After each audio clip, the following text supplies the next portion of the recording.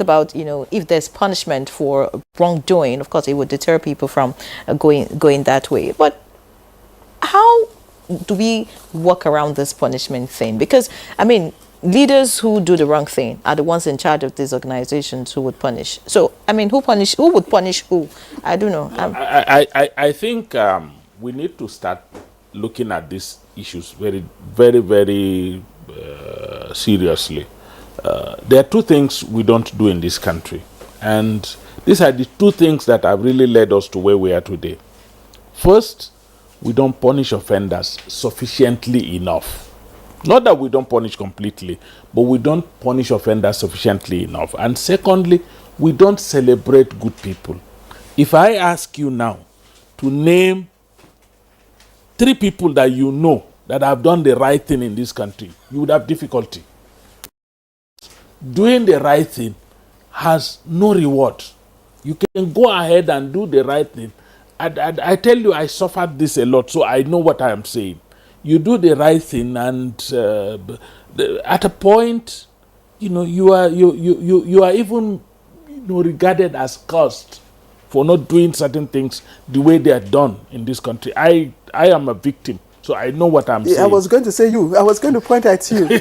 You understand. So when you do the right, when we celebrate the right thing, when people do good things and they are rewarded sufficiently, Prof alluded to that. Somebody makes a scientific discovery that will change even the way our society runs. We have young people now within the ICT that are actually developing apps that help promote society. You don't hear about them. You hear a lot more about Yahoo boys, people who are doing things that are, making society progress. Yes. Nobody talks about them. We're talking about people who do things wrong. For as long as we celebrate wrong and overlook right, people will begin to think that being wrong is the norm. That's number one. Number two, we're talking about, in a family setting, whether it is the role of a man or the role of a woman. I think we're begging the question.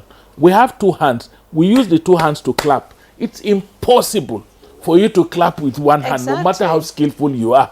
So we need to define roles. We need to check each other.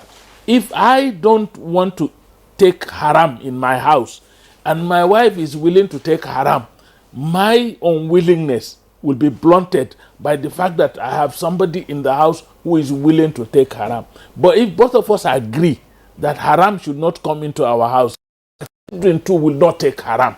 So all of these things are actually tied to the fact that we need, family units that understands right and wrong and decide to promote right and wrong. But we also need a society that accepts right and wrong and tries to defend, what is right and oppose what is wrong.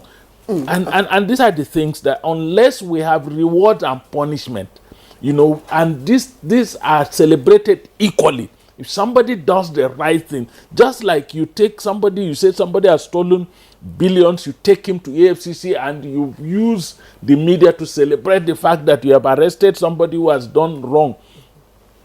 When somebody does right, celebrate him also, so that younger people out there will also have signposts. They would have people, they would have examples of doing right. Not when somebody steals billions of naira and you punish the person, you send the person to 2 years or 6 months. No, it's not 2 years. The person gives back 200,000. And then when somebody steals chicken, the next day, as he goes home, the next thing is that he picks a chieftaincy title, he gets an honorary doctorate degree, and then he is celebrated in a reception in his family, in his community, and the young people are there watching. So if for me to be celebrated in this community, I need to do this. Ahmed, thank you. And